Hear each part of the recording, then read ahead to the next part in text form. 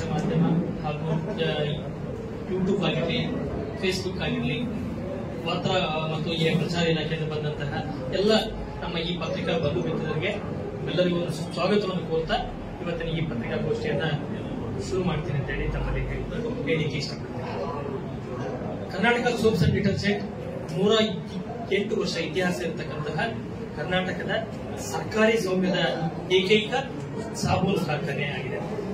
ಶ್ರೀಯುತ ನಾಲ್ವಡಿ ಕೃಷ್ಣರಾಜ ಒಡೆಯರ್ ಅವರ ಒಂದು ವಿಷನ್ನಿಂದ ಅವರ ತಂಡದಲ್ಲಿದ್ದಂತಹ ಸರ್ ಎಂ ವಿಶ್ವೇಶ್ವರಯ್ಯ ಮತ್ತು ಎಸ್ ಟಿ ಶಾಸ್ತ್ರಿ ಅವರ ಕನಸಿನ ಕೂಸಾಗಿ ಇದು ಕರ್ನಾಟಕ ಸೋಪ್ಸ್ ಅಂಡ್ ಡಿಟರ್ಜೆಂಟ್ಸ್ ಮೊದಲು ಮೈಸೂರು ಸ್ಯಾಂಡ್ ಅಂತೇಳಿ 1908ರಲ್ಲಿ ಅಲ್ಲಿ ಶುರುವಾಯಿತು. ಆ ನಂತರ 1954ರಲ್ಲಿ ಬೆಂಗಳೂರಿನಲ್ಲಿ ಕರ್ನಾಟಕ ಸೋಪ್ಸ್ ಅಂಡ್ ಡಿಟರ್ಜೆಂಟ್ಸ್ ಆಗಿ ಇದು ಎಲ್ಲ ಮುಂದುವರಿತಾ ಇತ್ತು. ಕಳೆದ ವರ್ಷ 23-24ನೇ ಸಾಲಿನಲ್ಲಿ ಸನ್ಮಾನ್ಯ ಎಂ ಬಿ ಪಾಟೀಲ್ ಸಾಹೇಬರು ಕೈಗಾರಿಕಾ ಸಚಿವರಾದ ನಂತರ ಸನ್ಮಾನ್ಯ ಅಪ್ಪಾಜಿ ನಾಡಗೌಡ ಸಾಹೇಬರು ಇದರ ಅಧ್ಯಕ್ಷರಾದ ನಂತರ ಬಹಳಷ್ಟು ಬದಲಾವಣೆಗಳನ್ನ, ಬಹಳಷ್ಟು ಪ್ರಾಡಕ್ಟ್ ನ ಬಿಡುಗಡೆ ಎಲ್ಲ ಇದರಲ್ಲಿ ಇದು ಮಾಡಿಸಿದ್ದಾರೆ.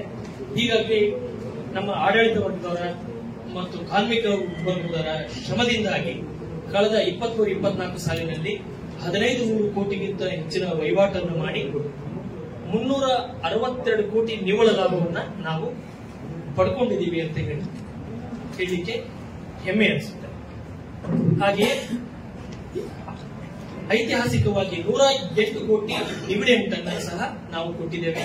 ಸಾಮಾಜಿಕ ಕಳಕಳಿಯ ದೃಷ್ಟಿಯಿಂದ ಕಾರ್ಪೊರೇಟ್ ಸೋಷಿಯಲ್ ರೆಸ್ಪಾನ್ಸಿಬಿಲಿಟಿಯಲ್ಲಿ ನಾವು 6 ಕೋಟಿಯಷ್ಟು ಹಣವನ್ನು ಕೊಟ್ಟಿದ್ದೇವೆ. ಸಿಎಂ ರಿಲೀಫ್ ಫಂಡ್ಗೂ ಸಹ 5 ಕೋಟಿ ಹಣವನ್ನ ನಾವೆಲ್ಲ ಕೊಟ್ಟಿದ್ದೇವೆ. ಈ ಸಾಬೂನು ಮೇಳ ಮಾಡೋ ಉದ್ದೇಶ ಏನು? ಮೈಸೂರು ಸ್ಯಾಂಡ್ ಸೋಪ್ಸ್ ಅಂತಂದ್ರೆ ಬರೀ ಸೋಪ್ ಅಷ್ಟೇ ಇದೆ ಅನ್ನೋ ಒಂದು ಭಾವನೆ ಜನರಲ್ಲಿದೆ. ನಮ್ಮ ಪ್ರಾಡಕ್ಟ್ಸ್ ಗಳನ್ನ ಜನರಿಗೆ ತಲುಪಿಸಬೇಕಾಗಿದೆ, ಜನರಿಗೆ ಅದ್ರ ಬಗ್ಗೆ ಅವೇರ್ನೆಸ್ ಕ್ರಿಯೇಟ್ ಮಾಡಬೇಕಾಗಿದೆ. ಆಮೇಲೆ ಜಗತ್ತಿನ ಏಕೈಕ natural Sandalwood 100% natural Sandalwood oil ನ ಯೂಸ್ ಮಾಡಿಕೊಂಡು ಸಾಬೂನು ತಯಾರಿಸತಕ್ಕಂಥ ಕಾರ್ಖಾನೆ ಮೈಸೂರು ಸ್ಯಾಂಡ್ ಸೋಪ್ ಅಂತಂದ್ರೆ ತಪ್ಪಾಗಲ್ಲ. ಸೊ ಇದನ್ನ ಜನರಿಗೆ ನಮಗೆ ತಲುಪಿಸಬೇಕಾಗಿದೆ. ಹೀಗಾಗಿ ಪ್ರತಿ ಡಿಸ್ಟ್ರಿಕ್ಟ್ ನಲ್ಲಿ ನಾವು ಸಾಬೂನು ಮೇಳವನ್ನ ಮಾಡ್ತಾ ಬರ್ತಾ ಇದ್ದೀವಿ. ಈಗಾಗಲೇ ಮೈಸೂರು, ಆಮೇಲೆ ದಾವಣಗೆರೆ, ಮತ್ತೆ ತುಮಕೂರು, ಮತ್ತೆ ಬೆಳಗಾವಿಗಳಲ್ಲಿ ನಾವು ಆಲ್ರೆಡಿ ಈ ಸಾಬೂನು ಮೇಳವನ್ನು ಮಾಡಿ ಯಶಸ್ಸನ್ನು ಕಂಡಿದ್ದೇವೆ. ಈಗ ಬಿಜಾಪುರದಲ್ಲಿ ಮಾಡಿ ನಿಮ್ಮಗಳ ಮುಖಾಂತರ, ನಮ್ಮ ಪತ್ರಿಕಾ ಬಂಧುಗಳ ಮುಖಾಂತರ ಎಲ್ಲ ಜನರಿಗೆ ಇದನ್ನ ತಲುಪಿಸಬೇಕು ಅನ್ನೋ ಉದ್ದೇಶದಿಂದ ನಾವು ಈ ಕಾರ್ಯಕ್ರಮವನ್ನು ನಡೆಸಿಕೊಂಡಿದ್ದೀವಿ. ಈ ನಮ್ಮ ಪ್ರಾಡಕ್ಟ್ಗೆ ಒಂದು ಇತಿಹಾಸ ಇದೆ. 108 ವರ್ಷದ ಒಂದು ಪ್ರಾಡಕ್ಟ್ ಕ್ವಾಲಿಟಿ ಅಶ್ಯೂರೆನ್ಸ್ ಆಗಿದೆ. ಕಳೆದ 3 ಸಲ 10, 17, 19ರಲ್ಲಿ excellency CM's award for the excellency ಇದು ಪಡೆದಿದ್ದೀವಿ. ಆಮೇಲೆ ಈ ಸತಿ 23ರಲ್ಲಿ ಎನ್ವಿರಾನ್ಮೆಂಟಲ್ ಎಕೋ ಫ್ರೆಂಡ್ಲಿ ಅವಾರ್ಡ್ ಸಹ ದೇಶದ 8 ಕಾರ್ಖಾನೆಗಳು, ಈ ಪಬ್ಲಿಕ್ ಸೆಕ್ಟರ್ ಕಂಪನಿಗಳು ಇದನ್ನ ಪಡ್ಕೊಂಡಿದೆ. ಅದರಲ್ಲಿ ಸಹ ಕರ್ನಾಟಕದಿಂದ ಏಕೈಕವಾಗಿ ಮೈಸೂರು ಸ್ಯಾಂಡ್ ಸೋಪ್ KSTL ಸಹ ಈ ಪ್ರಶಸ್ತಿಯನ್ನು ಪಡ್ಕೊಂಡಿದೆ ಅಂತ ಹೇಳಕ್ಕೆ ನನಗೆ ಹೆಮ್ಮೆ ಅನಿಸುತ್ತೆ. ಹಾಗೆಯೇ ನನ್ನ FMCG ಕಂಪನಿಯ ನನ್ನ ಏನ್ ಕಾಂಪಿಟೇಟರ್ಸ್ ಇದಾರಲ್ಲ, ಅವರು 8-10% ಪ್ರಗತಿ ಆಗ್ತಾ ಇದ್ರೆ ನಮ್ಮ ಕಂಪನಿ ಸನ್ಮಾನ್ಯ ಎಂ ಪಿ ಪಾಟೀಲ್ ಸಾಹೇಬ್ರವರ, ಸನ್ಮಾನ್ಯ ಅಪ್ಪಾಜಿ ನಾಡಗೌಡ ಸಾಹೇಬ್ರವರ ಒಂದು ದೂರದೃಷ್ಟಿಯಲ್ಲಿ 15-16% ಗ್ರೋತ್ ನ ಪಡೀತಾ ಇದೆ. ಈ ಹಿಂದೆ ನಾವು ಇ ಕಾಮರ್ಸ್ ಅಲ್ಲಿ, ಮಾಡರ್ನ್ ಟ್ರೇಡ್ ಅಲ್ಲಿ ಇರಲಿಲ್ಲ. ಅದನ್ನು ಕೂಡ ನಾವೆಲ್ಲ ಕವರ್ ಮಾಡ್ತಾ ಇದ್ದೀವಿ. ಮೊಟ್ಟ ಮೊದಲನೇ ಬಾರಿಗೆ ದೇಶದಾದ್ಯಂತ ಎಲ್ಲಾ ಜಿಲ್ಲೆಗಳಲ್ಲಿ ನಾವು ಈ ಡಿಸ್ಟ್ರಿಬ್ಯೂಟರ್ಸ್ ಮಾಡಿ ಅದನ್ನು ಅಪ್ಡೇಟ್ ಮಾಡ್ತಾ ಇದ್ದೀವಿ. ಹೀಗಾಗಿ ನಮ್ಮ ಈ ಮಾಡರ್ನ್ ಟ್ರೇಡ್ ಮತ್ತೆ ಇ ಕಾಮರ್ಸ್ ಅಲ್ಲಿ ನಾವು 28% ಗ್ರೋತ್ ಕಾಣ್ತಾ ಇದ್ದೀವಿ. ಮುಂದಿನ 2 ವರ್ಷಗಳಲ್ಲಿ 500 ಕೋಟಿಯಷ್ಟು ನಾವು ಇದರಲ್ಲೇ ವಹಿವಾಟು ಮಾಡುವ ಒಂದು ನಿರೀಕ್ಷೆಯನ್ನು ಸಹ ನಾವು ಹೊಂದಿದ್ದೇವೆ ಅಂತ ನನಗೆ ಹೆಮ್ಮೆ ಅನಿಸುತ್ತೆ. ಆ ನಂತರ ಇಲ್ಲಿ ಬಂದಿರೋ ಇನ್ನೊಂದು ಉದ್ದೇಶ ಏನಪ್ಪಾ ಅಂತಂದ್ರೆ, ನಮ್ಮ ಪ್ರಾಡಕ್ಟ್ಸ್ ಗಳನ್ನ ಜನರಿಗೆ ತಲುಪಿಸಬೇಕು ಅನ್ನೋದು. ಹಾಗೆಯೇ ಶ್ರೀಗಂಧ ಬೆಳೆಗಾರರನ್ನ ನಾವು ಗುರುತಿಸಿ ನಿಮ್ಮ ಶ್ರೀಗಂಧವನ್ನ ನಾವು ಪರ್ಚೇಸ್ ಮಾಡಕ್ಕೆ ರೆಡಿ ಇದ್ದೇವೆ ಅನ್ನೋ ಒಂದು ಮಾಹಿತಿಯನ್ನು ಕೊಡಬೇಕು ಅಂತ ಒಂದು ಉದ್ದೇಶ. ಈಗಾಗಲೇ ಘನ ಸರ್ಕಾರದ ಒಂದು ನಿರ್ಧಾರದಿಂದಾಗಿ 720ಕ್ಕಿಂತ ಹೆಚ್ಚು ರಾಜ್ಯದ ಸುಮಾರು 3800 ಎಕರೆಯಷ್ಟು ಲ್ಯಾಂಡ್ ನ TSDL ಜೊತೆಗೆ ಈಗ ನಾವು MOU ಮಾಡಿಕೊಂಡು ರೈತರ ಜೊತೆಗೆ ನಾವು ಒಂದು ಸಹಬಾಳ್ವೆಯನ್ನು ಮಾಡುವ ಒಂದು ಉದ್ದೇಶವನ್ನು ಹೊಂದಿದ್ದೀವಿ. ಈಗಾಗಲೇ ಕಳೆದ 5 ವರ್ಷದಲ್ಲಿ ಸುಮಾರು 5 ಕೋಟಿಗೂ ಹೆಚ್ಚು ಹಣವನ್ನ ಸುಮಾರು 20 ಮೆಟ್ರಿಕ್ ಟನ್ಗಿಂತ ಹೆಚ್ಚಾದ ಶ್ರೀಗಂಧವನ್ನ ರೈತರಿಂದ ನೇರವಾಗಿ ನಾವೆಲ್ಲ ಖರೀದಿ ಮಾಡಿ ಅವರ ಖಾತೆಗೆ ನೇರವಾಗಿ ಹಣ ಹಾಕಿ ರೈತರ ಜೊತೆಗೆ ಈ KSDL ಕಂಪನಿ ಯಾವಾಗಲೂ ಇದೆ ಅನ್ನೋ ಒಂದು ಈ ಮಾಹಿತಿಯನ್ನು ಸಹ ನಾವೆಲ್ಲ ಕೊಟ್ಟಿದ್ದೀವಿ. ಹಾಗೆಯೇ ಈ ವರ್ಷ ಒಂದೇ ವರ್ಷದಲ್ಲಿ 19ಕ್ಕಿಂತಲೂ ಹೆಚ್ಚಿನ ಪ್ರಾಡಕ್ಟ್ಸ್ ಹೊಸ ಪ್ರಾಡಕ್ಟ್ಸ್ ನ ಸನ್ಮಾನ್ಯ ಮುಖ್ಯಮಂತ್ರಿಗಳು ಸನ್ಮಾನ್ಯ MB ಪಾಟೀಲ್ ಸಾಹೇಬ್ ಅವರ ಈ ನೇತೃತ್ವದಲ್ಲಿ ಇದನ್ನ ಲೋಕಾರ್ಪಣೆ ಮಾಡಿದ್ದೀವಿ. ಹೊಸ ಸೋಪ್ಸ್ ಅದನ್ನು ಸಹ ನಾವು ಜನರಿಗೆ ಒಂದೆಲ್ಲ ತಲುಪಿಸಬೇಕಾಗಿದೆ. ಹಾಗೆಯೇ ಈ ಸೋಪ್ ಮೇಳ ಎಲ್ಲಿ ನಡೆಯುತ್ತೇವೆ ಅಂತಂದ್ರೆ ಶ್ರೀ ಸಿದ್ದೇಶ್ವರ ಸಂಸ್ಥೆ ಶಿವಾನುಭವ ಮಂಟಪ ಶ್ರೀ ಸಿದ್ದೇಶ್ವರ ಟೆಂಪಲ್ ಏನು ಆವರಣದಲ್ಲಿ SS ರೋಡ್ ಅಲ್ಲಿ ನಾಳೆ 11ರಿಂದ 20ನೇ ತಾರೀಕಿನ ತನಕ ಬೆಳಿಗ್ಗೆ 9:30ರಿಂದ ರಾತ್ರಿ 9:30 ತನಕ ಈ ಕಾರ್ಯಕ್ರಮ ಇರುತ್ತೆ. ನಾಳೆ ಸನ್ಮಾನ್ಯ ಜಿಲ್ಲಾ ಉಸ್ತುವಾರಿ ಸಚಿವರಾದಂತಹ ಸನ್ಮಾನ್ಯ MB ಪಾಟೀಲ್ ಸಾಹೇಬರು, ಅಧ್ಯಕ್ಷರಾದಂತಹ ಸನ್ಮಾನ್ಯ ಅಪ್ಪಾಜಿ ನಾಡಗೌಡ ಸಾಹೇಬರು, ಆಮೇಲೆ ಸ್ಥಳೀಯ ಶಾಸಕರಾದಂತಹ ಶ್ರೀಯುತ ಬಸನಗೌಡ ಪಾಟೀಲ್ ಯತ್ನಾಳ್ ಸಾಹೇಬರು ಅವರು ಬಂದು ಈ ಕಾರ್ಯಕ್ರಮನ ಉದ್ಘಾಟನೆ ಮಾಡ್ತಾ ಇದ್ದಾರೆ. ತಾವು ಸಹ ಈ ಕಾರ್ಯಕ್ರಮಕ್ಕೆ ಬಹಳಷ್ಟು ಪ್ರಚಾರ ಕೊಟ್ಟು ಜನರಿಗೆ ತಲುಪಿಸಬೇಕು. ತಾವು ಸಹ ಕಾರ್ಯಕ್ರಮಕ್ಕೆ ಬಂದು ಹಾಜರಾಗಬೇಕು ಅಂತೇಳಿ ತಮ್ಮ ಮೂಲಕ ಕರ್ನಾಟಕದ ಏಕೈಕ ಸಂಸ್ಥೆ, ಜಗತ್ತಿನ ನೈಸರ್ಗಿಕವಾದ ಶ್ರೀಗಂಧದ ಎಣ್ಣೆಯನ್ನು ಬಳಸಿ ಸಾಬೂನು ಮಾಡುವ ಏಕೈಕ ಸಂಸ್ಥೆ, ಕಳೆದ ವರ್ಷ 20ನೇ ಜಾಗದಲ್ಲಿ ಇದ್ವಿ ನಾವು ಈ ಸರ್ಕಾರಕ್ಕೆ ಇನ್ಕಮ್ ಕೊಡೋದ್ರಲ್ಲಿ. ಈಗ ಟಾಪ್ 3 ಯಲ್ಲಿ ಬಂದಿದ್ದೀವಿ. ಇಂಥ ಸಂಸ್ಥೆಗೆ ತಮ್ಮ ಒಂದು ಆಶೀರ್ವಾದ ಇರಲಿ. ಇದರ ಒಂದು ಇನ್ನೂ ಹೆಚ್ಚಿನ ಮಟ್ಟದಲ್ಲಿ ನಾವೆಲ್ಲ ಪ್ರಚಾರ ಮಾಡಿಸಿ ಇದನ್ನ ಮನೆಗಳಲ್ಲಿ ಬಳಸೋಣ. ಈ ಸರ್ಕಾರದ ಏಕೈಕ ಸೌಮ್ಯದ ಈ ಕಂಪನಿಯನ್ನ ಇನ್ನೂ ಎತ್ತರಕ್ಕೆ ನಾವೆಲ್ಲ ತಗೊಂಡು ಹೋಗೋಣ. ಇದಕ್ಕೆ ತಮ್ಮ ಸಹಕಾರ ಇರಲಿ ಅಂತ ಹೇಳ್ತಾ ಆದೇಶ ಮಾಡ್ತಾರೆ. ಈಗ ನಿಮ್ಮ ಇದನ್ನ ಗೌರ್ಮೆಂಟ್ ಇದನ್ನೇ ಇದು ಯಾಕೆ ಆದೇಶ ಮಾಡಲಾಗಿತ್ತು ಸರ್?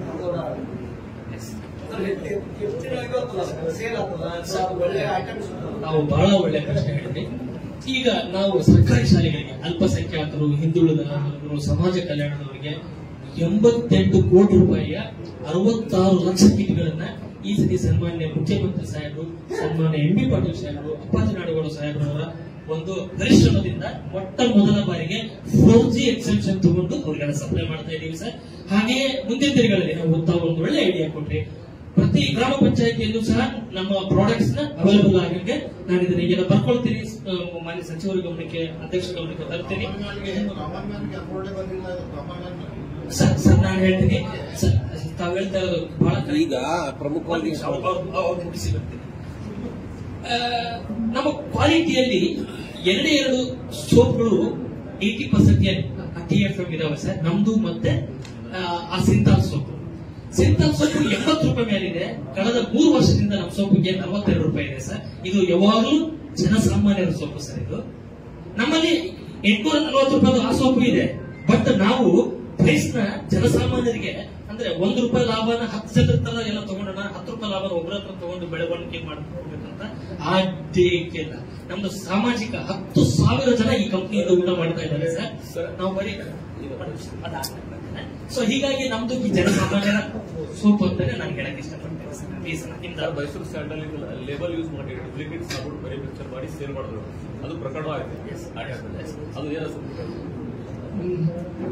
ಸನ್ಮಾನ್ಯ ಸಚಿವರ ಒಂದು ನಿರ್ದೇಶನದ ಮೇಲೆ ಆಂಧ್ರ ಪ್ರದೇಶದ ಹೈದರಾಬಾದ್ ನಗರದಲ್ಲಿ ಒಂದು ಕಂಪನಿ ನಮ್ಮ ಇದನ್ನ ಡೂಪ್ಲಿಕೇಟ್ ಮಾಡ್ತಾ ಇದ್ರು. ಸನ್ಮಾನ್ಯ ಸಚಿವರ ಒಂದು ಸಹಕಾರದೊಂದಿಗೆ ಅಲ್ಲಿ ಹೋಗಿ, ಮುಖ್ಯಮಂತ್ರಿಗಳ ಸಹಕಾರದೊಂದಿಗೆ ಹೋಗಿ ಆ ಕಂಪನಿನ ಸೀಸ್ ಮಾಡಿಸಿ ಆಮೇಲೆ ಅವ್ರ ಮೇಲೆ ಚಾರ್ಜ್ ಶೀಟ್ ಮಾಡಿ ಈಗ ಬಂದಿದೆ. ಆ ಪ್ರಕರಣ ನ್ಯಾಯಾಲಯದಲ್ಲಿದೆ. ಸೊ ಹೀಗಾಗಿ ಯಾವುದೇ ಈ ನಕಲು ನಮ್ಮ ಪ್ರಾಡಕ್ಟ್ ನ ಮಾಡುವಂತಹ ಯಾವುದೇ ನಿಮ್ಗೆಲ್ಲ ಗೊತ್ತಿರ್ಬೋದು, ಯಾವುದೋ ಒಂದು ಒಳ್ಳೆ ಪ್ರಾಡಕ್ಟ್ ಅಂತಂದ್ರೆ ಆಲ್ರೆಡಿ ಅದು ನಕಲದ ಶುರುವಾಗುತ್ತೆ. ಮಾಡುವಂತಹ ಒಂದು ಸಾಹಸವನ್ನು ಮಾಡ್ತಾ ಇದ್ರು. ಅದಕ್ಕೆ ಈಗಾಗಲೇ ಈಗೆಲ್ಲ ಕಡಿವಾಣ ಬಂದಿದೆ. ಬಟ್ ಅದು ಸಂಪೂರ್ಣ ಬಂದಾಗಿದೆ ಅಂತ ನನಗೆ ಹೇಳಕ್ ಆಗ್ತಾ ಇಲ್ಲ. ಯಾಕಂದ್ರೆ ಅದನ್ನ ಎಂಟ್ರೀನ್ ಆಗಿ ನಾವೆಲ್ಲ ಚೆಕ್ ಮಾಡ್ತಾ ಇದೀವಿ. ಬಟ್ ಆ ರೀತಿ ಎಲ್ಲೇ ಮಾಹಿತಿ ಸಿಕ್ಕರು ನಾವೇ ಖುದ್ದಾಗಿ ನಾವೇ ಹೋಗಿದ್ವಿ, ನಮ್ಮ ತಂಡ ಹೋಗಿದ್ವಿ, ಅದನ್ನ ರೈಡ್ ಮಾಡಿಸಿ ಚಾರ್ಜ್ ಶೀಟ್ ಮಾಡಿಸಿ ಬಂದಿದೆ. ಮೈಸೂರು ಡೂಪ್ಲಿಕೇಟ್ ಬೋರ್ಡ್ಗಳು ಈಗ ಒಬ್ಬ ಗ್ರಾಹಕರು ಪರ್ಚೇಸ್ ಮಾಡಬೇಕಾದ್ರೆ ಅದರ ಇದೇ ಆದ ಒಂದು ಸಿಂಬಲ್ ಲೆವೆಲ್. ಈಗ ಈ ಸತಿ ಮೊಟ್ಟ ಮೊದಲ ಬಾರಿಗೆ ಹೋಲೋಗ್ರಾಮ್ ಮತ್ತೆ ಬಾರ್ ಕೋಡ್ ನಾವೆಲ್ಲ ತರ್ತಾ ಇದ್ದೀವಿ. ಇನ್ನೊಂದು 15-20 ದಿನದಲ್ಲಿ ಅದರ ಟೆಂಡರ್ ಎಲ್ಲ ಆಗಿದೆ. ಅದು ಬಂತಂದ್ರೆ ನಮ್ಮ ಪ್ರಾಡಕ್ಟ್ ಜೊತೆಗೆ ಹೋಲೋಗ್ರಾಮ್ ಮತ್ತೆ ಈ ಬಾರ್ ಕೋಡ್ ಬರ್ತಾ ಇದೆ ಸರ್. ಈಗ ಜಾತ್ರೆಗಳು ಮ್ಯಾಕ್ಸಿಮಮ್ ನಮ್ಮ ವಿಜಯಪುರ ಜಿಲ್ಲೆ, ಬಾಗಲಕೋಟೆ ಜಿಲ್ಲೆ, ಟೋಟಲ್ ಕರ್ನಾಟಕದಾದ್ಯಂತ ಈ ಸೀಸನ್ ಅಲ್ಲಿ ಜಾತ್ರೆಗಳು ಜಾಸ್ತಿ ನಡೀತದೆ. ಆ ಜಾತ್ರೆಗಳಲ್ಲಿ ನಿಮ್ಮ ಪ್ರಾಡಕ್ಟ್ ಅನ್ನ ಯಾವ ರೀತಿ ನೀವು ಪ್ರೆಸೆಂಟ್ ಮಾಡ್ತಾ ಇದ್ದೀರಿ ಅನ್ನೋದು ಗೊತ್ತಾಗ್ತದೆ. ಬರೀ ಸಿದ್ದೇಶ್ವರ ಜಾತ್ರೆಯಲ್ಲಿ ಒಂದು ಆಗ್ತಾ ಇದೆ, ಇನ್ನು ಬೇರೆ ಬೇರೆ ಕಡೆ ಜಾತ್ರೆಗಳನ್ನು ನಡೀತದೆ. ಎಲ್ಲಿ ಮಾಡಿದ್ರು ನಾನು ಇವತ್ತು ಬಂದು ಈ ಬಿಜಾಪುರದಲ್ಲಿ ಈ ಕಾರ್ಯಕ್ರಮ 10 ದಿನಕ್ಕೆ ಮಾಡಿ ಹೋದ್ರೆ ನನ್ನ ಕಂಪನಿಗೆ ಅವೇರ್ನೆಸ್ ಎಷ್ಟು ಕೊಟ್ಟೆ, ಪಬ್ಲಿಸಿಟಿ ಎಷ್ಟು ಕೊಟ್ಟೆ, ಮತ್ತೆ ಹಾಕಿದ ಖರ್ಚು ಬರ್ತಾ ಇಲ್ಲ ಕೇಳ್ತಾರೆ. ಬ್ರೇಕ್ ಇವೆನ್ ಪಾಯಿಂಟ್ ಕೊಡೋದು ನನಗೆ ಇದಾಗುತ್ತೆ.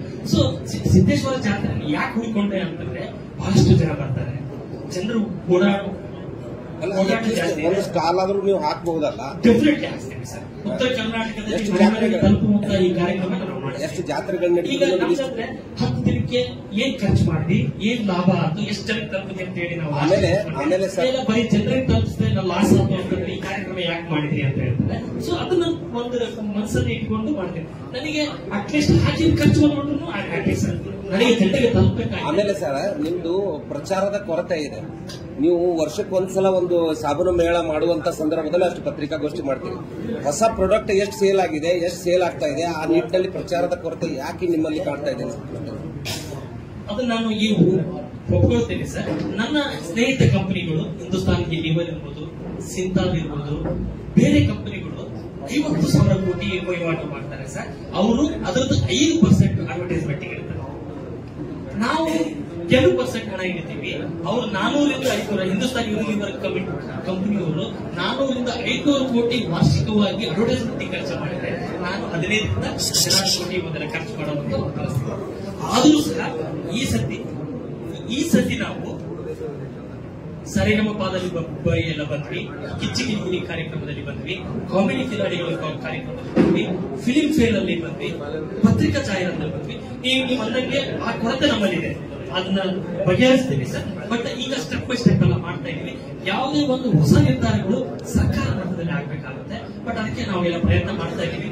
ಸನ್ಮಾನ್ಯ ಸಚಿವರು, ಅಧ್ಯಕ್ಷರು ಬಹಳ ಎಲ್ಲ ಕೋಆಪರೇಟ್ ಮಾಡ್ತಾ ಇದ್ದಾರೆ. ಡೆಫಿನೆಟ್ಲಿ ನೀವು ಹೇಳಿದ್ರೆ ಬೇರೆ ಬಂಧುಗಳು ದಯವಿಟ್ಟು ಸ್ವಲ್ಪ ತಾವು ನಾಳೆ ಬೆಳಿಗ್ಗೆ ಬರ್ತಾ ಇದ್ದಾರೆ ಸರ್. ಇಬ್ರು ಅನ್ಯ ಕಾರ್ಯದಲ್ಲಿರುತ್ತೆ. ಇಲ್ಲ ಸರ್, ನಾಳೆ ಬರ್ತಾ ಇದ್ದಾರೆ. ನಾಳೆ ಬಂದು ನಿಮ್ನೆಲ್ಲ ಅಡ್ರೆಸ್ ಮಾಡ್ತಾ ಇದ್ದಾರೆ. ನಾವು ಇವತ್ತು ಕಾರ್ಯಕ್ರಮದ ಏನೇನು ನಾವು ಕಾರ್ಯಕ್ರಮದ ಯಾವ ರೀತಿ ಮಾಡ್ತಾ ಇದ್ದೀವಿ, ಏನೇನು ಮಾಡ್ಕೋಬೇಕಾದ ಒಂದು ಬಂದಿದೆ. ಹಾಗೆ ನಾನು ನಿಮ್ ಜೊತೆ ಮೊದಲು ಮಾತಾಡಕ್ಕೆ ಒಂದು ಅವಕಾಶ ಬೇಕಾಗಿತ್ತು, ಹೀಗಾಗಿ ಬಂದಿದ್ದು. ನಾಳೆ ಅವರು ಬರ್ತಾರೆ. ಈ ವರ್ಷದಲ್ಲಿ ಎಷ್ಟು ಪ್ರಾಡಕ್ಟ್ ಹೊಸ ಪ್ರಾಡಕ್ಟ್ ಎಷ್ಟು ಲಾಂಚ್ ಆಗಿದೆ? 19 ಹೊಸ ಪ್ರಾಡಕ್ಟ್ಸ್ ಈ ವರ್ಷದಲ್ಲಿ. ಹೌದು, ಮೊಟ್ಟ ಮೊದಲ ಬಾರಿಗೆ 50 ವರ್ಷ ಇರ್ತದ್ದು, 1 ವರ್ಷದಲ್ಲಿ ಇಷ್ಟು ಪ್ರಾಡಕ್ಟ್ ಲಾಂಚ್ ಆಗಿದ್ದು ಇದೇ ಮೊದಲ ಬಾರಿ. ಆರೋಪ ಏನಾಯ್ತಂದ್ರೆ ಈ ಕಡೆಯವ್ರು ನಿಮ್ ನಿಗಮದ ಅಧ್ಯಕ್ಷರು ಅಥವಾ ಸಂಬಂಧಪಟ್ಟ ಸಚಿವರು ಆದ್ರೆ ಅಷ್ಟೇ ಸಾಬೂನು ಮೇಳ ಆಗ್ತೈತಿ, ಇಲ್ಲಾಂದ್ರೆ ಆಗಲ್ಲ ಅಂತ ಒಂದು ಆರೋಪ ಇದೆ ಸರ್. ತಾವು ಕೇಳಿದ್ದು ಒಂದು ಒಳ್ಳೆ ಪ್ರಶ್ನೆ ಇದೆ ಸರ್. ನನ್ನ ಇಡೀ ಬೆಂಗಳೂರು, ನಮ್ಮ ಕರ್ನಾಟಕ ರಾಜ್ಯದ 15 ಕೋಟಿ ನಮ್ದು ಸೇಲ್ಸ್ ಆಗಬೇಕಂದ್ರೆ 10 ಕೋಟಿ ಸೇಲ್ಸ್ ಬರೀ ಬೆಂಗಳೂರಲ್ಲಿ. ಉತ್ತರ ಕರ್ನಾಟಕದ ಜನರು ಕ್ವಾಲಿಟಿ ಸೋಪ್ಸ್ ಗಿಂತಲೂ ಪಾಪ್ಯುಲರ್ ಸೋಪ್ಸ್ ಏನಿದೆವಲ್ಲ ಅದ್ರ ಬಳಕೆ ಜಾಸ್ತಿ ಆಗ್ತಿಲ್ಲ. 100% ಇಲ್ಲ ಸರ್. ಅಲ್ಲ, ನಾನು ಮ್ಯಾನೇಜ್ಮೆಂಟ್ ಡೆಫಿನೆಟ್ಲಿ ನಾನು ಅದನ್ನೇ ಹೇಳ್ತೇನೆ ಸರ್. ನಾನು ಉತ್ತರ ಕರ್ನಾಟಕದಲ್ಲೇ ಈ ಭಾಗಕ್ಕೆ ಜಸ್ಟಿಸ್ ಸಿಗೋಕೆ ಮಾಡ್ತಾ ಇದ್ದೀವಿ. ಶೀಘ್ರವಾಗಿ ಇನ್ನೊಂದು ಸಿಹಿ ಸುದ್ದಿನೂ ಕೂಡ ಅನೌನ್ಸ್ ಮಾಡೋದು. Right sir. Okay sir.